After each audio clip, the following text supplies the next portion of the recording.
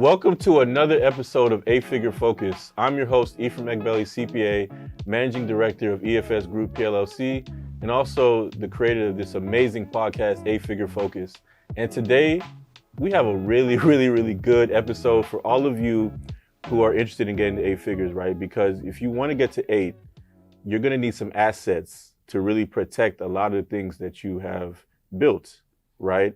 And so I have a lady on this podcast, right? She's the owner of 3 hotels and also CEO of Vestor, right? Where now it's a platform where you can come on there and you can invest in hotels that are all around the world or whatnot, right? So I have Davonne Reaves on. How are you? Hi, Ephraim. How you doing? I'm doing good. I'm happy to have you here. And I know when I heard you speak, I want to say, a year or two ago? Yeah. I heard you speak on stage about owning a hotel, and that was something that I didn't even think was possible. Yeah, I get that a lot. I get that a lot within our community. Right. Yeah, when I step outside, like the Indian community is like the norm. Even some white people. Yeah. But mostly definitely in our community. Yes. But I love that you are spreading this information to all of us, and you're showing that it's actually possible. It is. So before we jump into that, what we normally do is we like to jump into where you're from and how everything got started. So where are you originally from? So I was born in Philadelphia. Okay. I always say that. Born and raised. But I was half raised in Philly and then half raised in Georgia. Really, no, mostly in Georgia. So I was raised in Clayton County, Georgia. So I graduated from Jonesboro. So shout out to my Clayco folks. It's cool to be from Clayton now, Clayton County now, because of Lotto. So it was cool. You know, when I was growing up, it wasn't cool. But so I went to Georgia State University. Okay. And that's actually where I got my start in the hotel industry. I was a front desk agent while at Georgia State. So I graduated from Georgia State. So go Panthers. And I stayed in Atlanta. The only time I left Atlanta my adult life was when I moved to Boston for a corporate job in hotel asset management or hotel advisory services. So basically what you do for your clients, advisory services, we did it for hotels. I love it. So you grew up in Philly, moved to Georgia at what age? 8. Okay. Yeah, that's what I said. So you're pretty much... I still got family there. I go back there a lot. So, I still got a house there, so I claim it, You got a house there. Okay, I love it. Yeah. So you were accent coming in every now and then. If I get real mad, they'll be like, oh, she is definitely from Philly. Well, I have to apologize for, us winning the World Series recently. Yeah, man. Yeah. I know. But, check this out. So it may be a good thing. Because I was reading that it was like some, story or whatever, or superstition. They said every time that the Phillies win the World Series, we go into a recession. So maybe we were doing y'all a favor. You know what I mean? So doing the whole United States a favor. There you go. There you go. I love it. Mm-hmm. So, you own 3 hotels. Yep. You have a hotel investing platform. Yep. Right? Yep. Like you're doing all these amazing things. What got you into the hotel industry? Like I was saying before, working as a front desk agent, of course, I did not think working as a front desk that I'll be right here today. Like, if somebody would have told me that, I was like, girl, you crazy. Like, I would have been like, no. So, when I got my start, I just thought I was going to be, a general manager. Mm-hmm. And I was excited to do that. And, I was super excited. Like, just a sophomore in college, like making $10 an hour. And I was rich in my mind, traveling the world. So, staying for free, just living a good life. And I didn't know anything about hotel ownership until I joined this organization called the American Hotel Lodging Association, Under 30 Gateway. And everyone was pretty much under 30. That was when we part of the organization. But it was people who didn't look like me who owned hotels. I was like, I just didn't know you could do it. Right. Because everybody would like go around the room and say, introduce themselves. They're like, yeah, we own this hotel. I'm like, you own it? Wait, what? Yeah. I thought you only could work in it. Like, I didn't think you can own it. Mm-hmm. And it was like people developing hotels, and they were like in their 20s, like in their 20s. And it was because they inherited hotels. So this was something that was passed down through generations. And so it just sparked my interest, and I said, oh my gosh, that's what I'm going to do. Like, didn't have any money, wasn't a pathway, wasn't podcast, wasn't YouTube University and all of these different things, or Davonne Reaves that can be like, here you go. Yeah. Take this course and you'll, get your hotel. But I had to figure it out. Yeah. And you figured it out. And one of the things that you're doing is you've been speaking on platforms, really like spreading this information around to people. Yeah. And now you say, you know what, I'm going to take it a step further and I'm going to create a platform to where we can pull our money together and like invest in different hotels. Yeah. Right. So before we talk about your platform, like you own 3 hotels, how in the world did you do that? Because you said earlier that you didn't necessarily have the money. So it's so funny when I was thinking about as you're doing the introduction, probably the quickest way to get to an 8-figure business is to buy one. The quickest way to get to an 8-figure business is to buy one. I like that. Yeah, I mean, because my hotel portfolio, we're probably doing like close to probably several million. Okay. Not several million, probably definitely over 8 million, right, in revenue. For just a total portfolio, and that's probably like on the lower end because we have smaller hotels. But the first hotel that we purchased was 8.3 million, so revenues were definitely over $1 million. But how we were able to buy that hotel, we did it through relationships, so working with the broker. And not all hotels bring in $1 million in revenue. I do want to say that, right? Okay, yeah. Not all hotels, but as far as what we did, we were able to, we raised the down payment through private equity. Okay. And we got that hotel at a discount. I love that. Yeah. So you went around and you got, through private equity, you were able to find people to put money together. And then now it was a private equity fund, I would think. Or yeah. Well, friends and family. There wasn't an investor back then. Investor would have made it a lot easier if there was an investor. Yeah. And that's why I created it. Right. Because we needed to raise capital, but it's hard from a marketing standpoint, through regulations that you can't just say, hey, I need, who want to invest in a hotel. But yeah, so that's how we just raise it through friends and family. Yeah. I love that because, it's a business, right? Yeah. So in business, you either can start it, there's a lot of businesses you can start with no money. And then there's businesses that you need money to start, right? So how do we get that money? You can either, like, let's say, save up money from your job that you've been working at, 401k if you have one, or you can go to friends and family and get money. Lines of credit. Right? Everybody talking about business credit. Swear, every time I go through my feed, somebody talking about how they teach and get business credit. Well, you can actually use business credit as a way as a down payment. Yeah. Right? Or lines of credit. So definitely I always recommend work with a financial advisor. Right. Work with a financial advisor, as you mentioned before, retirement, lines of credit, friends and family, savings. Hotels is definitely a longer term investment. So 3 to 5 years, right? So you eventually, get dividends from a passive standpoint. From an ownership standpoint, it differs. It just basically on how you structure, but you really get your true value when you sell the asset. Definitely. Yeah. We're going to talk about that too. So you raised this money, you were able to buy your first hotel asset. Yeah. 100% owner? No, it's a whole bunch of us. Whole bunch, right. Yeah, it's a whole bunch. I've yet to see a hotel where it's 100% owner. Right. I would think so, right?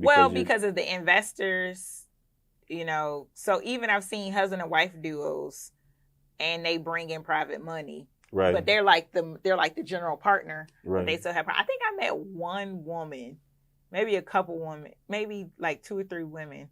That it was a smaller hotel, but they were able to fund it through them. They were able to fund it themselves. Okay. Because they had other businesses, so they were able to support it. Got it. Okay. Maybe like 1 or 2 partners. Yeah. So you had partners, and you were the general partner. Yep. Yes, a group of us who were the part of the general partnership. Yeah. Okay. Oh, it was a group. Okay, you and some other. Okay.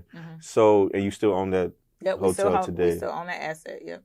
And so what is your role in the every day-to-day? So I don't have to handle the day-to-day operations. That's why I'm here with you. Right. Because the hotel, the first hotel was in El Reno, Oklahoma. So we have a management company that handles the day-to-day. So what my day looks like we talk to the management companies, talking to the investors, right.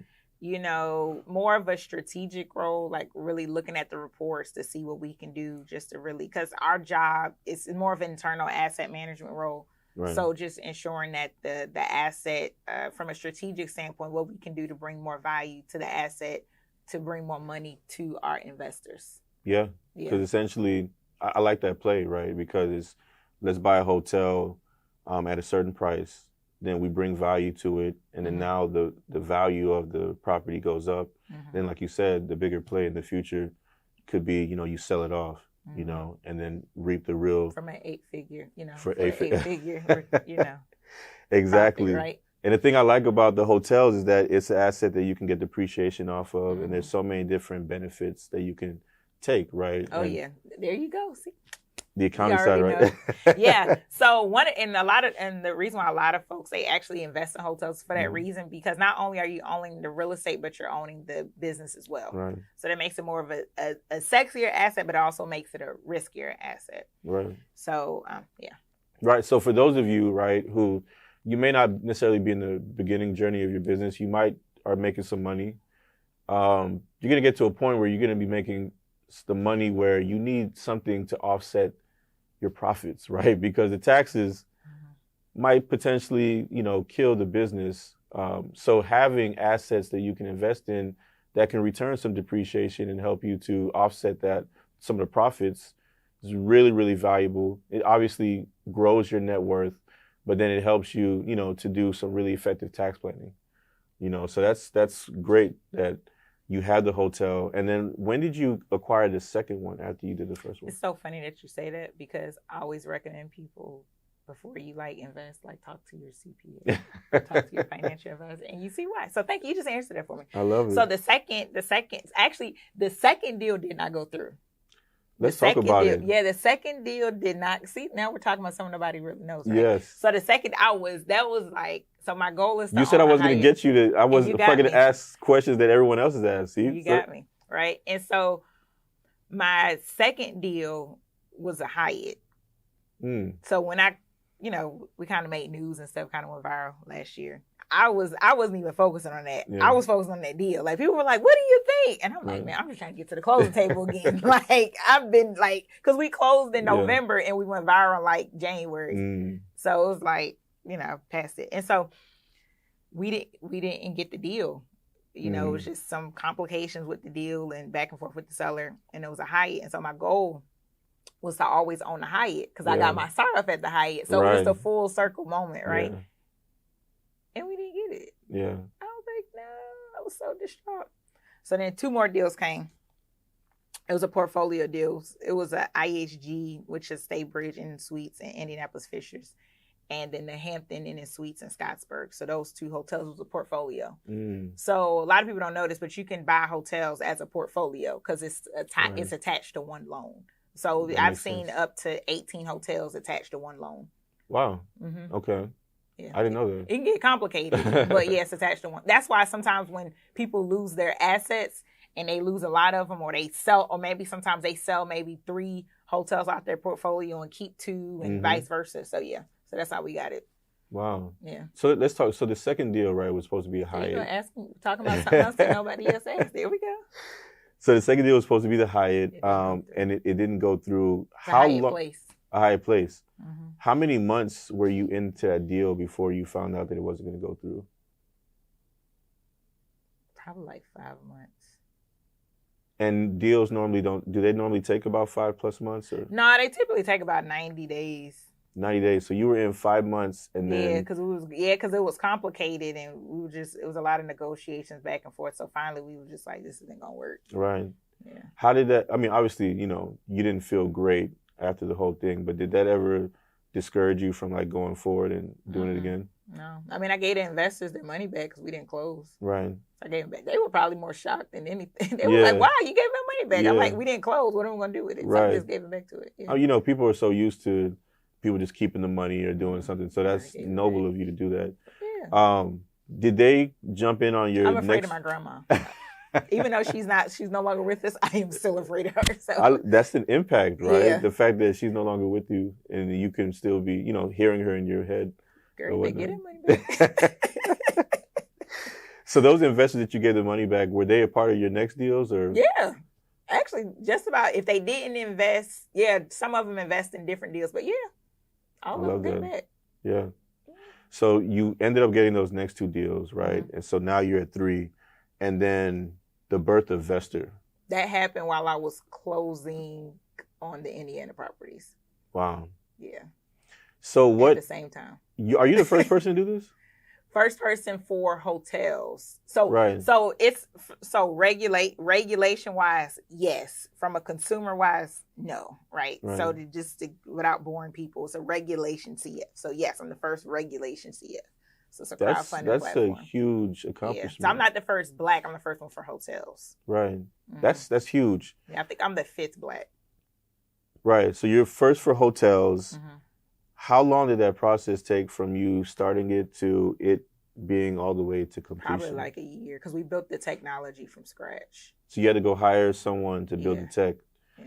And you had to obviously pay them throughout that whole time. Was that a hefty investment? Yeah, it was significant.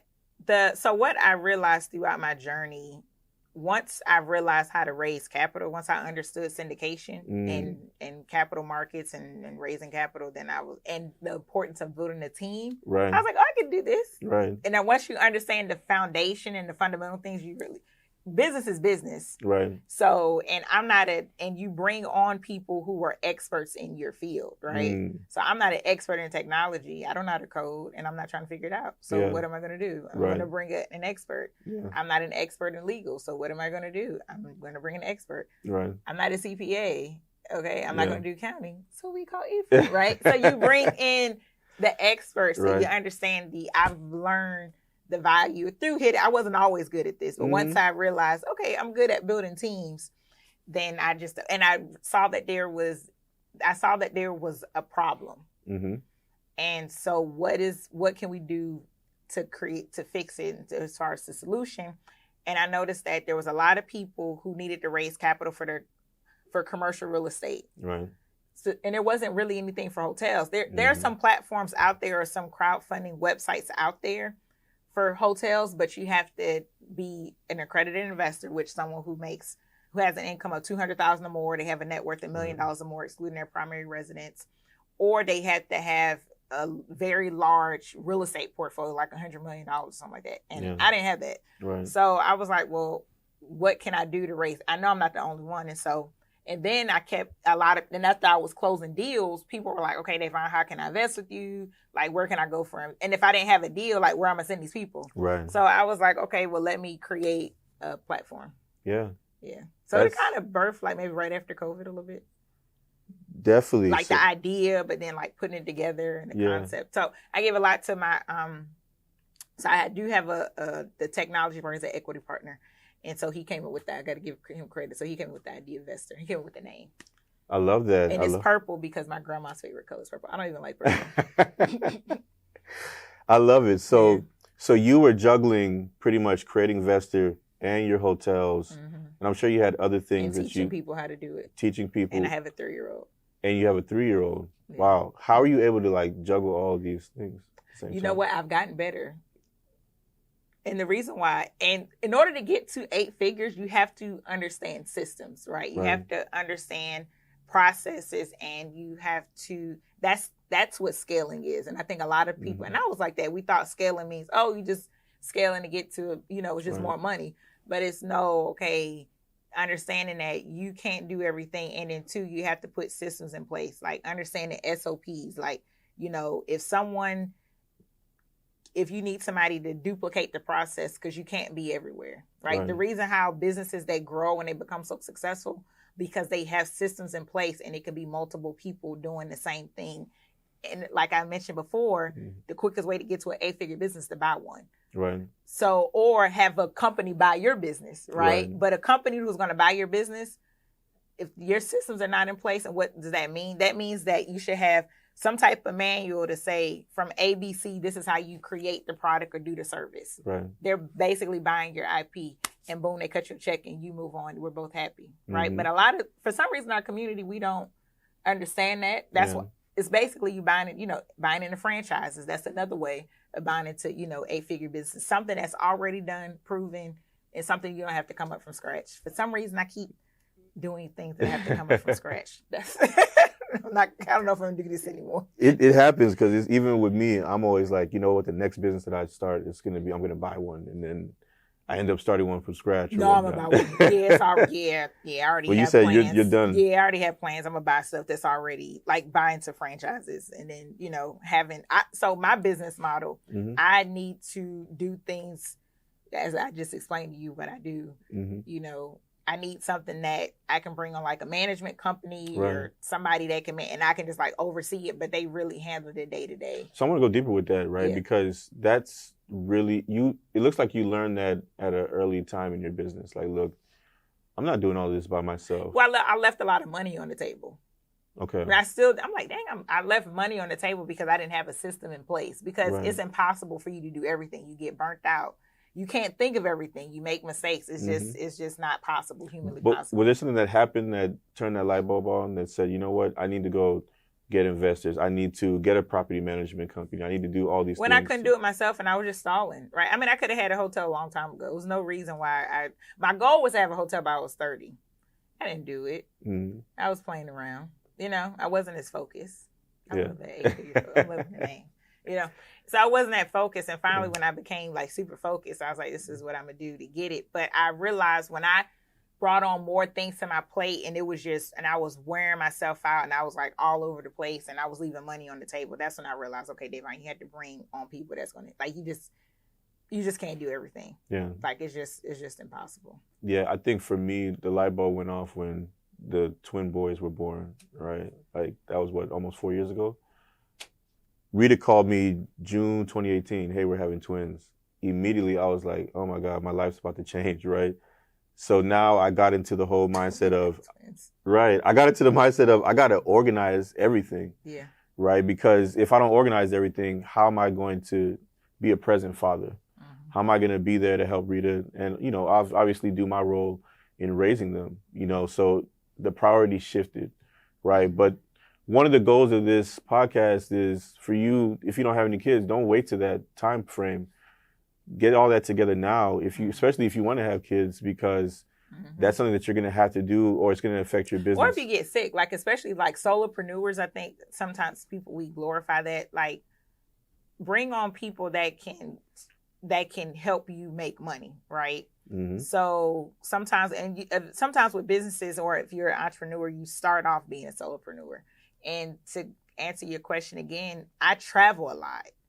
Yeah. So when things start slipping, like, I'm not replying to, folks' emails, or I'm not calling people back, like before I could do it because I had a little bit more time on my hand. Yeah. But now it's like it's happening, and I don't want to, and I don't, that's not me. That's not who I am to a person. I'm very responsive. Right. And so I just feel really bad if I can't respond to people. And now it's becoming a normal where people just know I'm not going to respond, and it eats me up inside. So now I'm like, okay, now I need to bring on people that can help me respond better, or help me free up things so that way I can respond to people, because, I have to respond to my investors, right? Right. I guess for me, being in the hospitality industry, I treat my investors as they are guests, right? So they're not just an investor to me, like they're a guest, they're family. Right. And so I want to make sure that they're taken care of, because they trusted me with their hard-earned, funds. Right. So I look at them like, I don't look at them as a number. Like, I look at them as somebody who trusted me. So I have to take care of their asset, right? Definitely. So I just want to make sure that I'm responsive and that they're taken care of, So then I have courses. So the people who trusted me with, they invested in me, right? In my course, if they purchased my book, whatever product or service that I wanted to make sure that they feel satisfied. Like, they feel like, okay, I walked away with this knowledge. I can either invest in a hotel today, or, I'm on the right pathway, to buy a hotel. So when I hear, some of my students or people, like I signed I got approved for my application for, a major franchise. I'm like, yay, you know what I mean? So that's just something that I guess that's just me being an overachiever. That's dope. Another question I have for you is, what is the hardest part of being a hotel owner or investor? The hardest part is when your asset isn't doing well, when your hotel isn't doing well. And that's just the nature of the business, right? A hotel, the hotel is based on the economy, right? Right. And it's also based on the market. So if the market isn't doing well, my hotels are in tertiary markets. So what that means is not in the top major city or top 25 markets like New York City or Atlanta.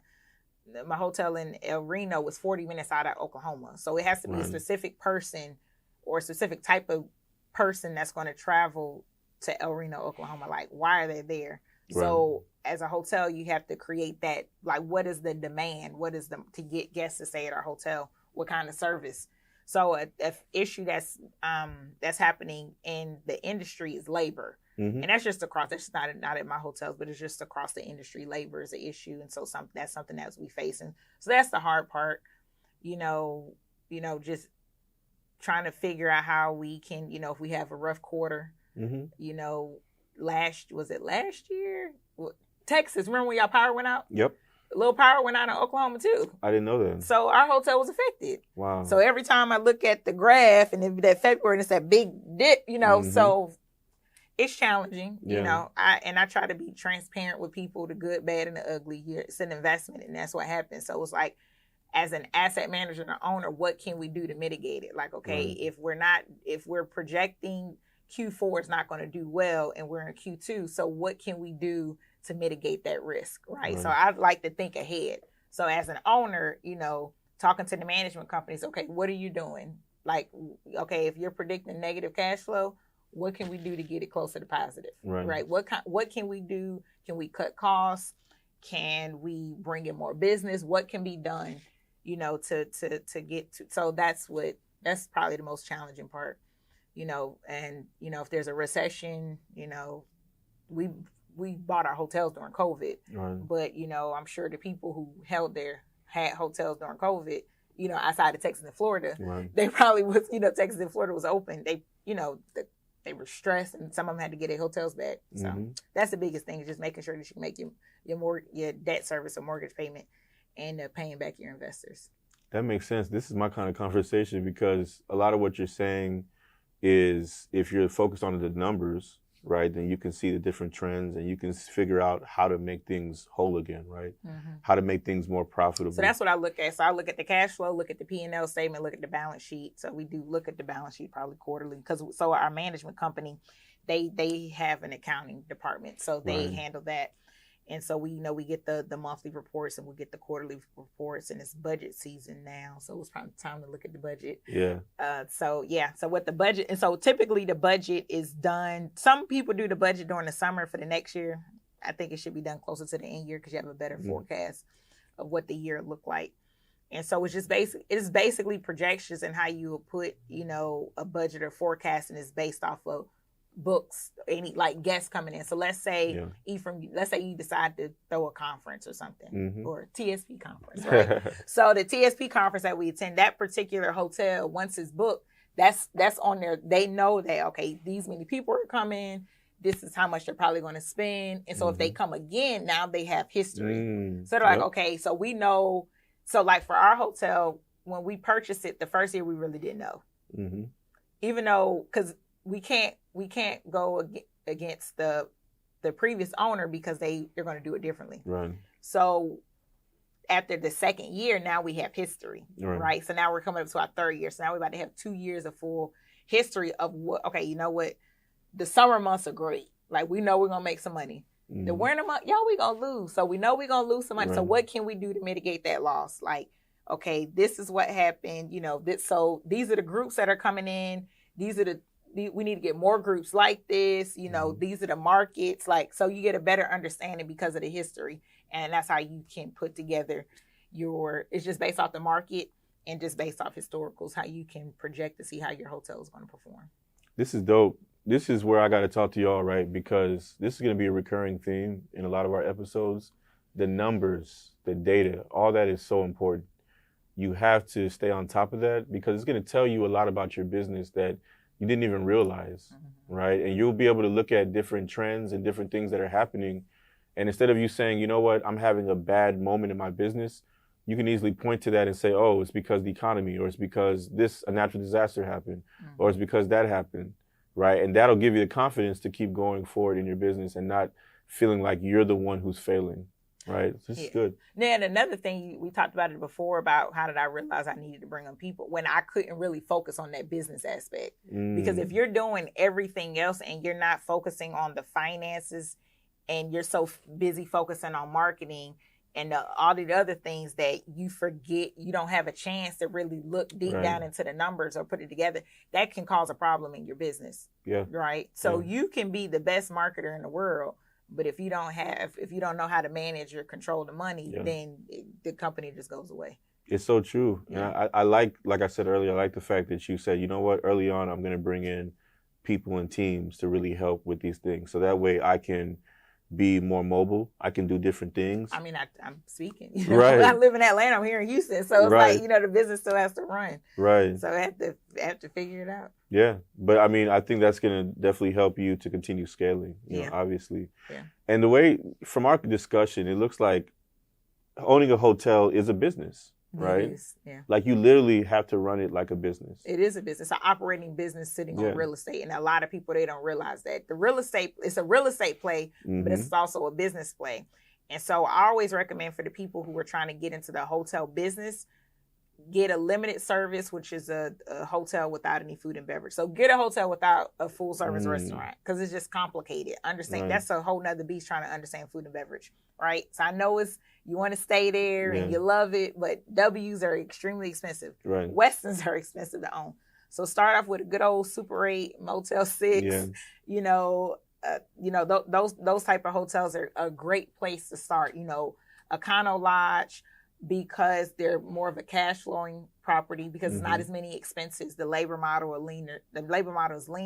And that way you have a better understanding of how the hotel business operates. That's good. So you're saying start with one of those hotels, whether it's Motel 6, Econo Lodge. Yeah, any of those type of segments. So limited service, select economy hotels, any hotels for those particular segments will be a good place to start. So start with the economy hotel, get that experience, and then once you get confident around how the hotel then you industry, start getting more and more hotels. That makes sense. And so now you can eventually move into a more full service hotel if you want. If you want to. You may some people, they don't ever, I personally don't want to buy a full service hotel. Right. I don't have any interest, the majority of my career has been with full service hotels. And you don't want that headache. Well, the reason why, because when the economy hits, the full service hotels are the first. And typically, those hotels are very expensive, and you're like a REIT who owns it or foreign countries owns it. Those hotels they're expensive to purchase, but they're expensive to maintain. Yeah. So depending on the hotel, you're looking at, 10-figure renovation. Yeah. That's a lot of money. That's a lot of money. And then if you have a capital call, it's a lot of money. So it's a natural disaster. It's just, I don't think people realize, they're like, Davonne, I want to buy a Ritz-Carlton. I'm like, do you understand how much money that is? Right. Right. You can enjoy staying in one, but let's say you want to own one, that could be a good future goal, but start out smaller. For example, the hotel brands, they own probably, I think, less than 1% to 3% of their hotels in their portfolio. They franchise them all. They don't want to get into their own. They see that they'll make more money, less risk with them managing. They're just being management companies and people in hotels paying the franchise fees. Yeah. So I'm a franchisee of Hilton and IHG. We pay them franchise fees. Got it. And then it's managed by Commonwealth, which is another fee. Yeah. Wow. You mentioned that, right? I recently, not recently, but like a few years ago, learned that Marriott doesn't own any of their hotels, if I'm not mistaken. They own... Or very little. Very little. They don't own that many of them. And Hyatt, they don't own that many. Hilton, they don't own... Sometimes they may do JV, but they don't really own too many of their hotels. Right. Yeah. And so they don't have that asset on their balance sheet to worry about. And now they're able to really... Unless it's a JV, with another owner, but the majority of the ownership is not on them. So it's not on their balance sheet. Right. So that's a common thing within the industry. Because it's, I would think, less responsibility around, making sure the asset is well kept and everything. And then they make their money off the franchise fees. They make their money off the fees. Yeah. It's a really, really good model. Yeah. So Marriott, for example, they're the number one hotel brand in the world, hotel company in the world. Hilton is number 2. I don't know who's number 3 or 4. I just know those top 2. And so those particular brands, their fees tend to be higher because you're paying for the brand, right? You're paying for their reservation system. So Marriott has Bonvoy, Hilton has Hilton Honors. And so when you're getting a part of these brands, you're tapping into, for example, what's your favorite hotel brand? Marriott. Okay. Yeah. So when you travel, more than likely, you're probably going to stay to Marriott because you want to use your Marriott rewards, right? The Bonvoy program, right? So that's what you're paying into if you happen to purchase a Marriott franchise. If you're paying those because a guest who's going to be loyal because they want to build their Marriott Bonvoy rewards so that way they can stay in Australia somewhere for free. You know what I'm saying? So I hear a lot of people want to start their own brand, and I'm like, why? That's a thing, to start your own brand? You can, but it's expensive. You just told me your favorite hotel is Marriott. So when you look for a hotel, you're going to look at Marriott. If it's a Spring Hill on this corner and it's a no-name hotel on that corner, I'm going to Spring Hill. You're going to Spring Hill. Right. You're going. That and makes then, sense. so now this no-name corner is going to have to spend more money to convert you from Marriott to stay at their no-name hotel. Wow. That's deep. Yeah. So we talked about how owning a hotel is like owning a business, right? Mm-hmm. It is, yeah. You have a hotel in Reno, Oklahoma. El Reno, Oklahoma. So when we look at business, right, you have to market to get clients. What are some of the marketing things that you have to do to get people to come in? So that hotel, well, 3 of the hotels, they're a part of franchisee. 2 are part of Hilton, 1 is a part of IHG. So we have to pay them a fee to be on their reservation system. So they market for us. Okay. And then we are managed by Commonwealth. So that's the management company. So they market for us as well. So what that marketing looks like, we have a sales team in El Reno. The brand, they have corporate sales, meaning they have corporate partnerships, and then the management company. So it's a lot of different layers, you know, and then going back to, you know, having that avatar and that having that target audience. So the Home 2 Suites in El Reno is an extended stay. So guess who's going to stay there it's the larger rooms, more like a studio, has a kitchenette. Typically, a guest is staying there at least 5 to 7 days. We have some guests that even stay there for 90 days, right? It's a Walmart across the street. They can, you know, you can actually cook in the rooms, and you get breakfast. And so that is a specific type of guest, right? As opposed to, so the guest is probably going to stay at an extended stay. May not say the Ritz-Carlton, depending on what's going on, and vice versa, right? So you're attracting 2 different guests. Ritz-Carlton is, they want more amenities, right? They want room service. They're not trying to cook. You know, they may want a spa, right? So all of that plays into marketing, right? Okay, let me go back to the brand so we can stay on brand. So Hilton would be a Conrad or a Waldorf Astoria, right? So we talk about the Home 2 Suites. So same brand. So we got the Waldorf Astoria, Home 2 Suites, same brand, but it's 2 different guests. So you have to market to them differently. Got it. Yeah. And then, so let's say it's a Waldorf Astoria in Oklahoma City, and then that Home 2 Suites in El Reno. Or how about this, a Home 2 Suites in Oklahoma City and then a Home 2 Suites in El Reno. Those are 2 different guests. It's the same brand, it's the same concept, but it's a different location. So so the person that's going to Oklahoma City is probably not going to be the same person that's going to El Reno, because they're doing 2 different things. So how can we target? How we have to target and create our marketing strategy differently than the person that's going to Oklahoma City. Same thing with hotels that are near the airport. They're traveling. They're going to stay at that hotel for a reason, right? They're not going to travel all the way to my hotel in El Reno because it's 40 minutes outside of what they're trying to do, right? So that's when it comes to marketing. Got it. So there's different marketing strategies that you have to employ. Right. And that's one of the reasons why you pay the franchise fees, because they help with a lot of the marketing. Yeah, I see that they most likely do email marketing for you, email and they marketing, do branding and all these things. Yeah, SEO, what do you call it? Social media sometimes, depending. Yeah, e-commerce. And then being on their platform, if I type in the city, then your hotel pops up. That makes sense. And then do you have like a system that you can look at to see the capacity for, like, let's say the month of November moving forward? Does it kind of tell you? We don't. The management company does. And so they'll give us the reports. Nice. Yeah, they'll give us the reports. Yeah. So they go through all those analytics, but they go through all that. That's dope. And they give it to you like once a month? They give it to us once a month. They give us they give us daily, not from a marketing standpoint. The marketing is monthly. They give us like the daily financials, ADR, RevPAR, occupancy, GOP, kind of like a projection.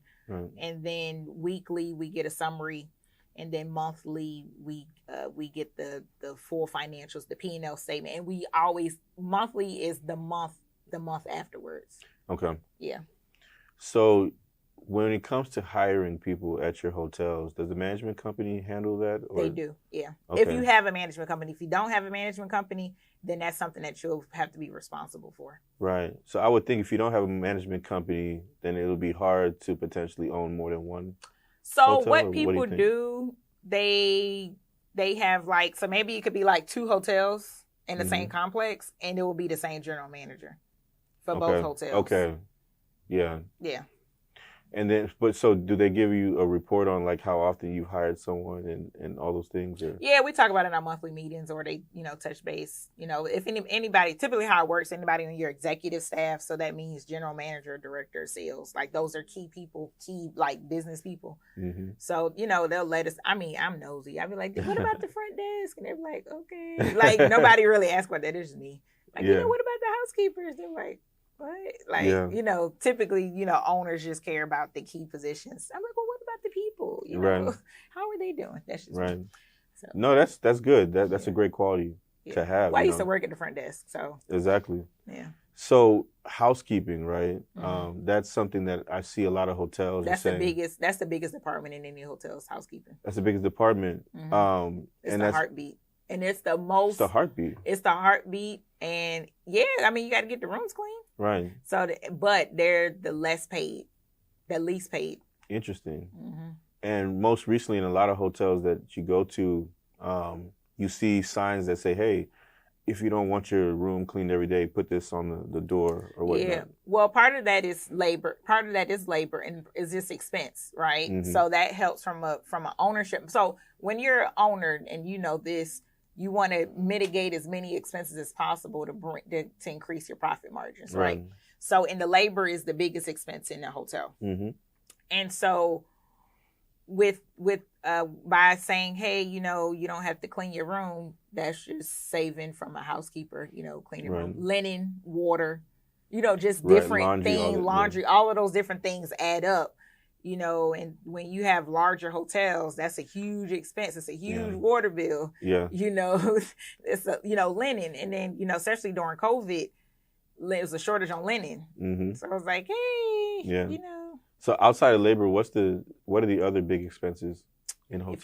If you have a full service hotel, it'll be food and beverage. Okay. Yeah, food and beverage will be the next one if you have a hotel. If you have a full service hotel. So, the biggest thing is labor, and then after that, it'll probably be sale. I'm just thinking about from a percentage standpoint. Probably, of course, rooms expenses. Right. Yeah, rooms expenses, sales and marketing expenses and stuff like that will probably be, This is good. Yeah. Let's dive back into Vester, right? Yeah. You launched it. When did you officially launch it? July 11th, 2022, my dad's birthday. Congratulations. I always remember that date. I had a whole Beyonce video and everything. Yeah, I saw it. Yeah. I saw it. 7-Eleven, that's why I did it. Yeah. That makes sense now. Yeah. That makes sense. Congratulations on that. Yeah. And how did it feel? Obviously, it felt great that you've been working on this for a year and you carried it all the way. Oh my gosh, that's why I did that video. That was excitement. Yeah. It was hot. That video, I was burning up with this big sweat. I was like, I did not think that through. But I was just so excited that it was finally launching. And I couldn't tell anybody. Right. I remember because you kept saying, hey, I got a surprise. You kept building up the anticipation. Man, and we kept, it's a process, just like closing on the house. Yeah. Well, it's a little harder, but it's a process, and I was finally glad that we would launch it. So we have some deals. So so I was excited about that. Then I got excited again once we finally got a deal. So we have deals on the platform. So for folks who want to invest, so it's not just hotels, it's other asset classes, it's multifamily, daycare, senior living, anything that's commercial real estate. We don't do residential.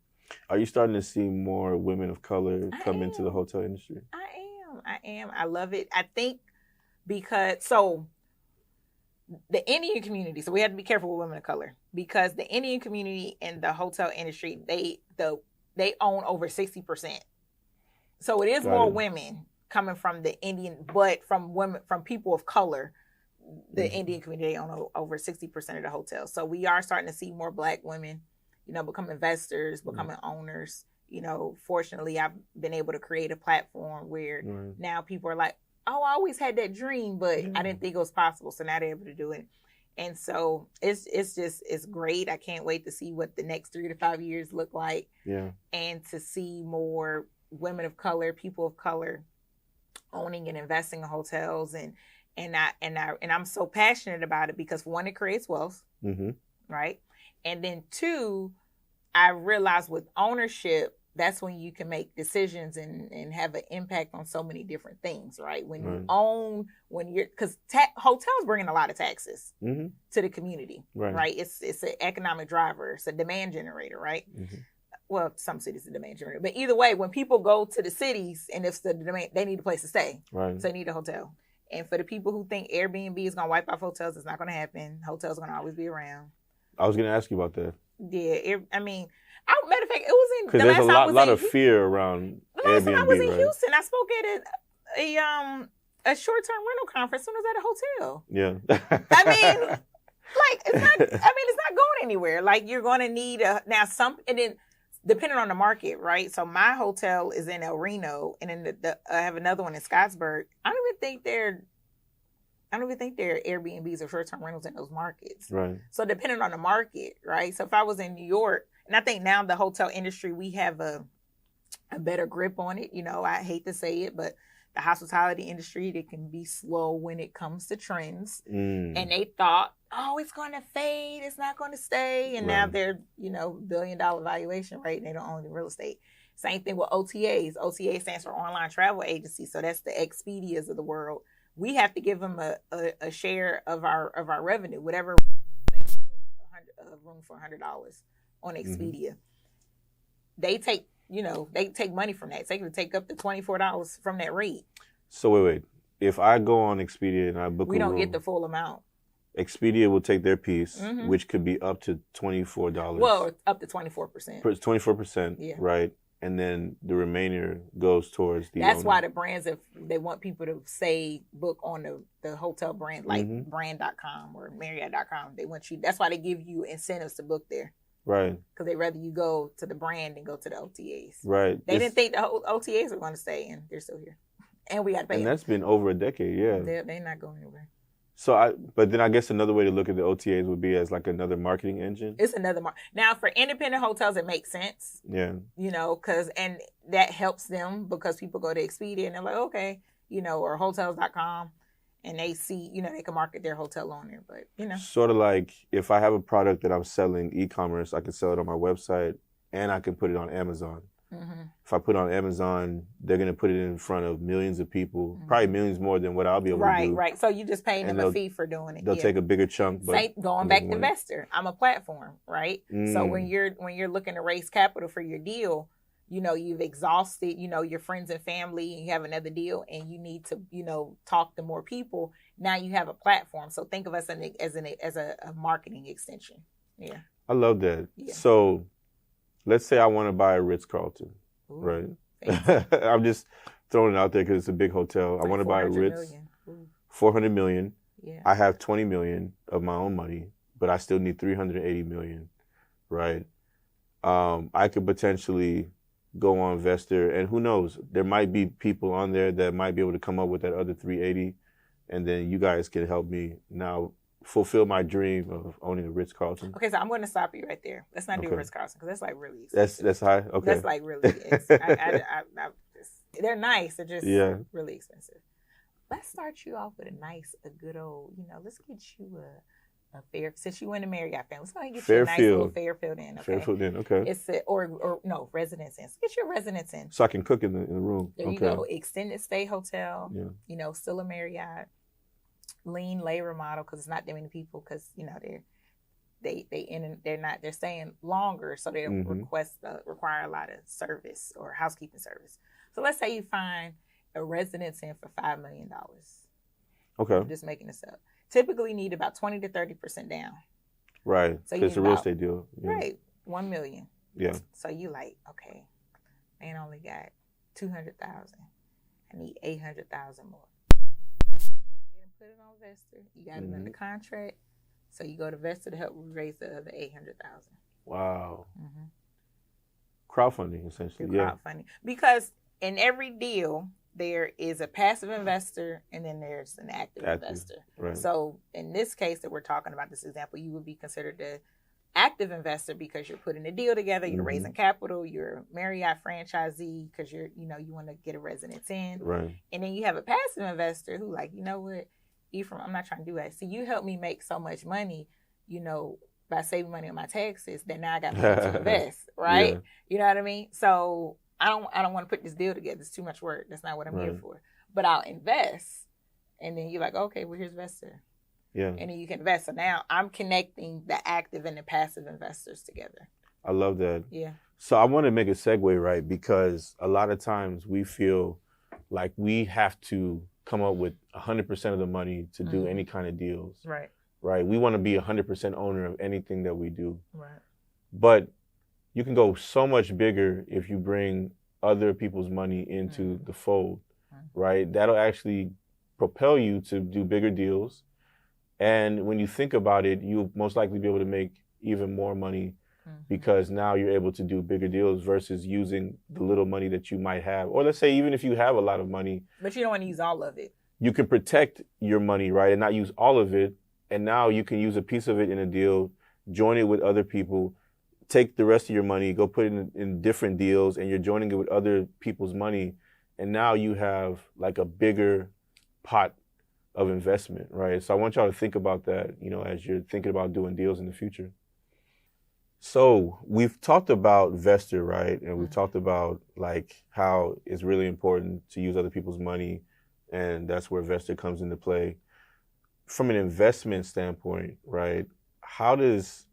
Why is it like, what's the return on investment, I guess, normally if I join Vestor? So it depends. So what Vestor, if you were to invest on the investor platform, you'll be investing in whatever the asset is or the portfolio. So the returns are based on the deal. So it's not like, the same thing. So every deal is different. So there's always, let me actually take a step back. So there's like probably 3 different ways to passively invest in a hotel, probably about 3 or 4 different ways. You can invest through a REIT, which is a real estate investment trust. So that's a passive approach. You base off the dividends that you receive. And that's probably the most economical way to get your start investing in hotels is through a REIT because you can invest in as little like $20. You ain't not going to get that much money back. But it's a way for you to get started, right? It's a way. So another way that you can invest in stocks, a lot of the hotels are publicly traded, so you can invest in their stocks. And then you can invest through crowdfunding, which I created a crowdfunding platform. So you can invest directly through the asset, or you can invest privately, like meeting with the hotel owner. That's the hardest because unless you have to find the people. You have to you have to find hotel owners. And if you don't, if you're not in that circle or in that space, because they can't say on there, hey, I'm looking for, investors and, because they're normally like high net worth people. High net worth people, and they invest with people that they know because you're dealing with a lot of money. Right. So you're looking at, even from a passive side, you're probably looking at least a minimum 5 figures to invest. Right. That's on the lower side. That's the thing that I like about investors, that you can be an everyday person. You can be an entrepreneur that has some money and you want to actually jump in and get your feet wet and around the deal. Yeah. And everything is working on your behalf as you're still carrying on your business. Yeah. Right. So that's what I really like, the passiveness. It's a passive approach, and it's different asset classes. So it's different types of commercial real estate. So we can be retail. We're going to have a retail coming up pretty soon. It's the hotels.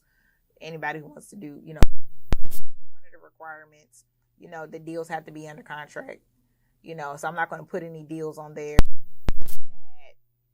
they're not under contract or they don't have site control. And so what that means, so let's say they, see a deal, from a broker or something, and they don't, the LOI, hasn't even been submitted or approved. LOI is letter of intent. Sorry, okay. Thanks for creating letter of intent. And so if they're not past that process, they don't really have control of that deal. Mm-hmm. So that's jeopardizing, so that's one of the things, that's probably the biggest criteria for investors, that you either have to be under contract or you have to have site control, which means that you own the land or you lease the land and you can have some type of documents showing that you own the land. Yeah. I like that or because own the real estate. Like if you don't have that and someone invests, and their money could just be like floating around. Yeah, and another thing is how the investment process works. So if you invest in a deal, the money actually goes into escrow and never touches the platform or the sponsor's hands. I like that. Yeah, and we're a member of FINRA, so we're regulated. So of course, now you still have to do your own due diligence, right? You still have to do your own. And investments are risky, right? So I always tell people, you know, if you saving up for a house next year, don't use that money to invest in a hotel, because you're probably not going to get it, you know, that probably for like at least like 2 to 3 years. Okay. Yeah. Yeah. So it's not a super long-term investment, but it's not like it can be 3 to 5 years. It's not short, probably 3 to 5 years. Yeah. When you get your full investment back. So I just always, again, that's why I send people, you know, to CPAs or financial advisors, because for that reason, right? You know, because you have to also go off what works, because I don't know people's personal situation and I'm not a financial advisor. So I always tell people, you know, speak with people, you know, speak with money people, and they will advise you, because maybe they'll say, hey, how about you take money out your retirement? Hey, that's a better tax, you know, from a tax standpoint. Maybe it's better if you take money out your mutual fund, or maybe you got too much in your savings, or maybe too much in your checking, or maybe to offset this, it's better to use the money from here to invest. So that's what I always recommend for folks, to talk to, you know, someone like yourself before they invest. Yeah, no, it makes sense. Like having as much financial knowledge in your space is important, and having a money team around you to really help make those decisions. I love that. A money team. A money team. I like that, baby.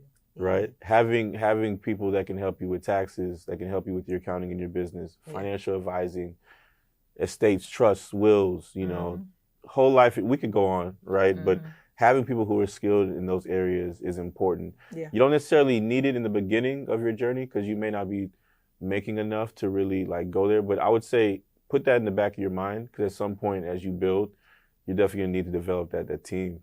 Oh yeah, definitely.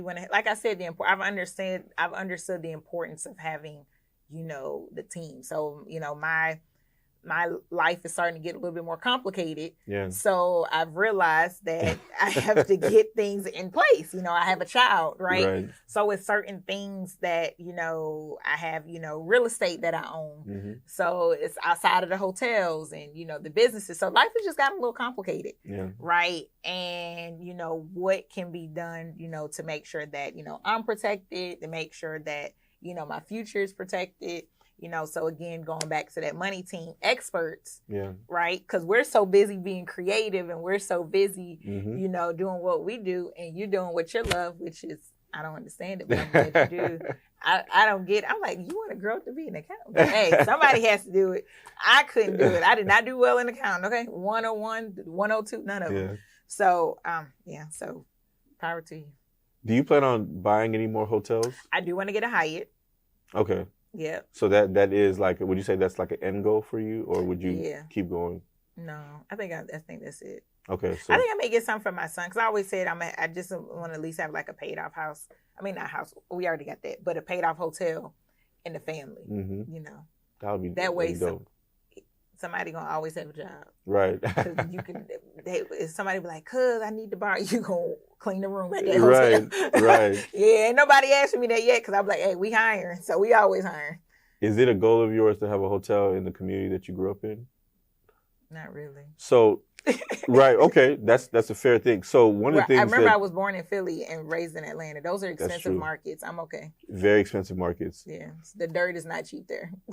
I'm okay. So with that being said, one of the things that I saw that you do with your hotels, that it doesn't have to be in the city that you are from. None of them in the city. Yeah. How are you, like, how did you feel comfortable doing that, and how were you able to find those deals? Was it through like your network of people relationships? Yeah, so I partnered with Mike Ely with Nassau Investments, and so just through relationships. And so my background was in corporate asset management, which is advisory service to hotel owners. So the hotels that were in my portfolio, they were across the country, so I was used to it. Yeah. So that's the beautiful thing about Vesta, is that you can have ownership in hotels all around the United States. Mm-hmm. Yeah, we don't accept international yet, so it's only domestic asset classes, and only domestic investors. In due time, I can see you in Africa. You want to get one? I would. I'm not. I'll create a platform for you to do it, but no, that's not. Let's talk. It's not my goal. I've realized I like to be focused. So right. I've become more of a focused person, and I'm like, okay, this is what I'm going to do. I love it. I can't do the other stuff. I love 8-figure focus, right? That's really how you get the 8. People really want to know, Davonne, what is the magic sauce? Focus. Focus on one. It's so many people, and there's so much information out there. The people who do well, they're focused on one thing. Think about Kobe Bryant. Think about Michael Jordan. They were. You have to be laser focused, and once you achieve your goal and you get to where you want to be, then you can start doing other things. But the biggest thing is you have to focus. Yeah. Yeah. So let's say you're an accountant, right? Core focus, because a lot of us, we like to do payroll, we like to do taxes, bookkeeping and accounting, CFO work, right? Focusing in on one or two of those things and saying, this is all I'm going to do. And I'm going to market and I'm going to bring in clients where I'm doing those few services. So now for every client that I'm working on, I have repeatable systems and processes like Davonne was saying. I already know what I'm going to get myself into every single day when a new client comes into the picture. And then for all the other services that you no longer want to do, you now say, you know what, let me find someone who hopefully has a core focus in that area, right? And let me outsource that work to them. And then they pay me a referral fee. So now your client is still being taken care of at a very high level, and everybody's focusing in on what they are great at. And now what's going to happen is a domino effect. You're going to end up growing and growing and growing because now everybody on your team knows exactly what they're supposed to be doing at any given moment. So I'm glad that you mentioned that, having a focus. Because I've been having those kind of conversations recently. I'm all over the place. So I'm a Gemini. So yeah. Well, if you ever do want to do the Africa Hotel, just let me know. No, I won't. Yeah. I'm good. I've got offered plenty of times. I'm okay. Wow. So I have a last question for you. Yeah. Right. So you're a successful business owner, hotel maven. You teach so many people how to do what you're doing, and you have a 3-year-old son. And you're constantly traveling and you have so many responsibilities. How are you able to juggle like having a son and all the things that you're responsible for? Because I feel like I told you earlier, when we had our twin boys, that was when my life changed. I was like, I got to get my life in order. Right. And it's challenging. It is extremely challenging. So how are you doing it? So, I don't know. Well, I think I've gotten better. I love that answer. I don't know. Like, that's truthful. I really don't. Like, I just go. I just go. I'm assuming you have a good support system, obviously. Yeah. I got my sister and my cousins. They're real helpful. And like, I try to do as much as I possibly can before I pick my little one up from daycare. So I can be with him. So I can be like present with him. Yeah. And then, he has like weekends and he got all these friends and parties. So, he's all busy and stuff. It's hard. At 3 years old, that's amazing. I know, that's what I said. And so I have to travel a lot. And so it's hard because I don't want to leave him. Mm-hmm. And so it's tiring because I make the trips really quick. Right. Like flying in and then flying out the next day. Yeah. If I could fly in and fly out the same day, I would be so happy. Yeah. Just so I can get back to him, and he wouldn't be that excited. I'd be like stressing. I'm like, oh my gosh. And he'd just be like, what's up, Mom? I'd be like, wait, what? That's what I get? But how do I do it? Systems, I try to automate as many things as I possibly can. I like where this is going. I've realized when I automate stuff, it takes the stress off of me. Mm-hmm. My to-do list is forever. And so now what I'm starting to do, okay, on my to-do list, who can I outsource this to? Right. What can I take off my plate? And then now I'm starting to build a self-care regimen. Like, okay, Davonne, you're going to do this twice a week. This is what you're going to do. Yeah. And also I try to take time for myself because I've realized when you don't pause and take a breather and relax, your body will shut down. Your body will be like, okay, you don't want to stop. Guess what? I'm just going to stop for you. Yeah. And it's going to be when you're the busiest time in your life. So you better figure it out. And another thing, what's helped me and how I juggle it, I've learned to say no. Like you said to me earlier about the Africa Hotel. Yeah. I'm not going to stress myself out. And I say no to anybody. If it's too much, Like even my little one, sometimes he wants to watch Mickey Mouse. No, we're not going to watch Mickey Mouse. Okay, we watch Mickey Mouse all the time. Yeah. We're going to watch something else. We're going to watch Hercules today. Okay, so because we always watch the same thing. So I tell people no, because I have to protect my peace. Because at the end of the day, it's me, and I have these businesses, and I have so many people relying on me. Right. So, and I have my little one that's relying on me. So I have to do whatever I can to take care of Davonne Reaves. So that's, if it's too much and it feels like that it's going to stress me out or give me a headache because I'm not in that business anymore. So I'm like, you know what? I don't have to do it. I'm going to say no. And I had to learn that because I'm a woman. So we always we were raised to be caregivers and nurture because we got to take care of y'all because y'all big babies. Like I've learned so much about men from my little one. Y'all literally grew up with me the same way. And so I had to learn this, recently to start saying no and to be a little selfish so I can take care of myself and enjoy my life. So now not only live it for myself, but live it for my little one as well. Amazing, right? Because one of the things that I took from what you just said is that the same way we organize our business, we got to organize our personal life, right? Yeah. And, I think having kids or a child, it organizes you in a certain way because you realize that you don't have as much time in the day like you used to. And you can't plan. It's hard to plan with kids. Like I'll try to plan to the day to the T, and the next thing you know, my little one's sick. Man. So we can't take you to daycare. So it's like, wait, what? So you just gonna be coming with me. I mean, my son was at both closings. See, that's why I don't think the Hyatt closing will, because I didn't bring him to the Hyatt closing. He's So I said, you coming to the next one. You coming out. That's all of them. I said, you going to be there. I love that. He don't know it. He just running around the bank when we signed the paperwork. He just go right ahead. Yeah, but that time management, right? Like having children. Once the kids came, I realized how much time I was abusing when I didn't have them. Yeah, me too. I was lackadaisical with my time. Me too, yeah. Now it's like, okay, I got to drop them off at a certain time at daycare or at school, and then I got to pick them up by a certain time. And then I can't do any work until they go to bed. Yeah, and then by the time they go to bed, I'm ready to go to bed. That sounds like me. I just I'll be so tired. So I got to catch up on my shows. I like my guilty pleasure shows and crab legs. And I like documentaries. So I got to catch up on my documentaries. And so that's what I do for me. Like I eat my crab legs, not when he around because we messing up the flow. It's my thing. It's my jam. And so but like you said, it's just like you up late. But that's you're not your best self when you're tired. Yes. You're not your best self when you're exhausted. So sometimes I'm like, you know what, Davonne?